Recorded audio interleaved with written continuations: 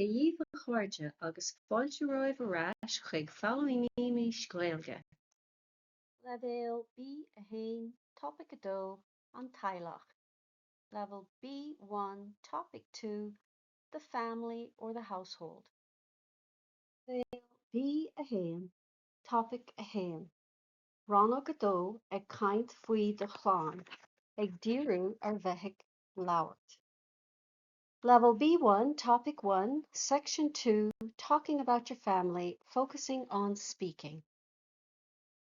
Lamúna, ag fífrí de chuine nó dhaoine an bhfuil páistí acu agus ag freagairt na ceiste sin, asking someone if they have children and answering that question.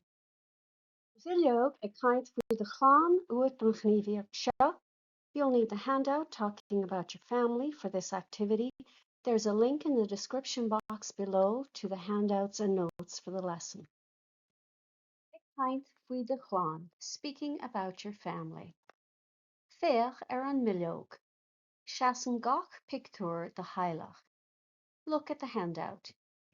Each picture represents a family. Is é an cárta a thagann suas an scáileán do Chlann. The card that comes up on the screen is your family. Beidh tú ag caint fuhu. You will be talking about them. Aberlam, cé bhéad páiste atá agat, agus cén is iad, agus ceacha an duine is sinne nó is óige chomh.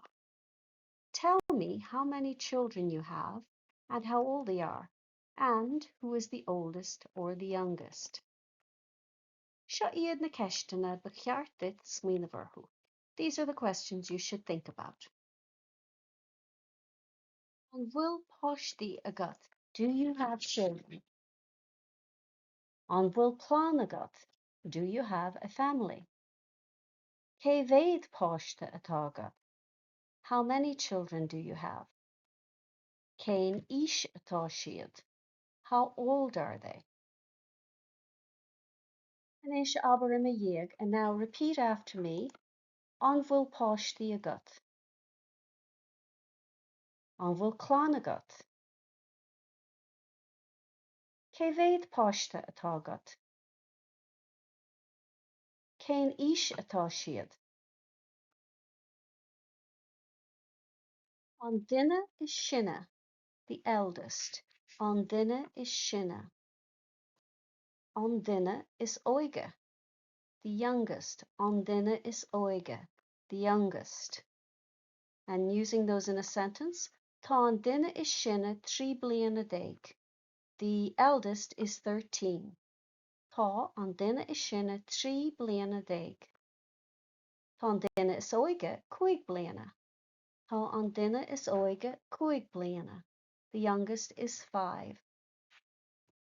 And is rachamid sheer na hivracha persanta, and I will go over the personal numbers counting people. Bert, Trúr, Cahrar, Cuigar, Shesher, Shachter, Ochter, Léonúr, Deithnúr. Is an ginneadach olra an animacal a leanan na hivracha persanta ó Trúr go Deithnúr. So it's the plural genitive that follows the personal numbers from 3 to 10. Chuirtar séú an animacal inne Bert, and we add a séú or an aspirational addition to nouns following Bert. Agus an éispeach na samplaí seo, and now look at the following examples. Bert vach, Trúr mach. 2 sons, 3 sons. Bert inín, Trúr inín. 2 daughters, 3 daughters. Bert drahar, Trúr drahar. 2 brothers, 3 brothers. Bert drafur, Trúr drafur. 2 sisters, 3 sisters. Éisceach, an focal ban. So the word woman is an exception. Éisceach. Bhí an antisil ginneadach iver olra I gceist a gcónaí. So the genitive case plural is always used with ban.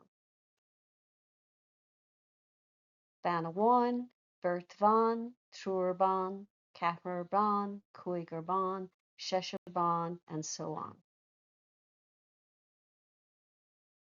Finish, tóg tamil machna bhí faoin na cartaí. And now, take some time to think about the cards. And sin, scríobh cuntas garad faoi de Chlann. Then, write a short description of your family. Má tá páirtí agat nó tá tú i rang le daoine eile, siúlaigh i thart a caint leis na daoine eile sa rang faoin na gartaí. So if you have a partner or study buddy or you're in a class, walk around and talk to the other people about their cards. Ná déan darmad an éireann shreise nuair atá siad ag córáil le chéile. An bhfuil páistí agat versus an bhfuil páistí agatsa. Don't forget the emphatic form when you're talking to each other. Do you have children versus do you have children? Anish, dainj cur síos de Chlann féin. And now, describe your own family. Ragger na ceistena seo a leanas. Answer the following questions. An bhfuil páistí agat? Cé bhéad páiste atá agat? An bhfuil mac agat? Cén ís atá siad? Ceocha an duine is sinne? An bhfuil peata agat? Bhfuil Chlann agat? Cé bhéad mac atá agat? An bhfuil inín agat? Cad is anam dóibh? Ceocha an duine is óige? An bhfuil peata agat? Bhfuil páistí agat? Cé bhéad inín atá agat? An bhfuil mac agat? Cén ís atá si? An bhfuil peata agat? An bhfuil Chlann agat? Cé bhéad páiste atá agat? An bhfuil inín agat?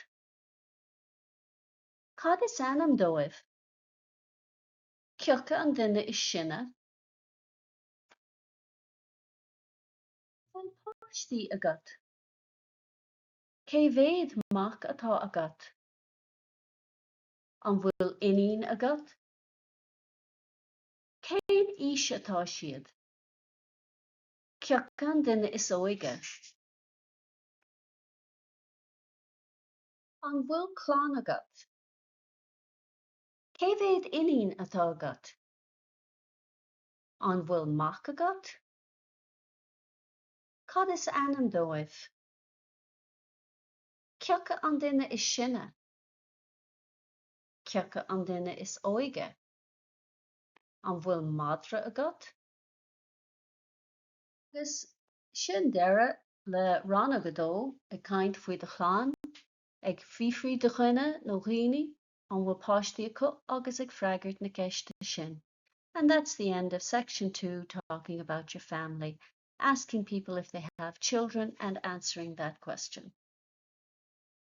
An nótaí agus bilóga oibre le fáil, éanacht le cóid fuaime agus nasca na cuislir, suíomh gréasáin agus feidhmchláir sa ghluaiste a sholáthraíonn iarslaí éagsúla le haghaidh stadéir agus foghlama. Cosúil le luas chártaí agus strána gceist, tá sí go léir fáil mo chíobh gréasáin. The lecture notes and worksheets to accompany the course, along with the MP3 files and Quizlet links, a website and mobile app that provides various tools for studying and learning, such as flashcards and quizzes, are all available on my website. Original files are available to download at Theastas Eorpach na Gaeilge or edited versions at simplyjacinta.com. Direct links will be in the description box below. Míle buíochas de Theastas Eorpach na Gaeilge, as cead a thuairt úsáid a bhaint as na háiseanna closamhairc atá le fáil ar a suíomh. Many thanks to the TEG for allowing me to use the audiovisual resources that are available on their website. Dúlagam go bhfuin sibh taitneamh as. Like and subscribe le the hull.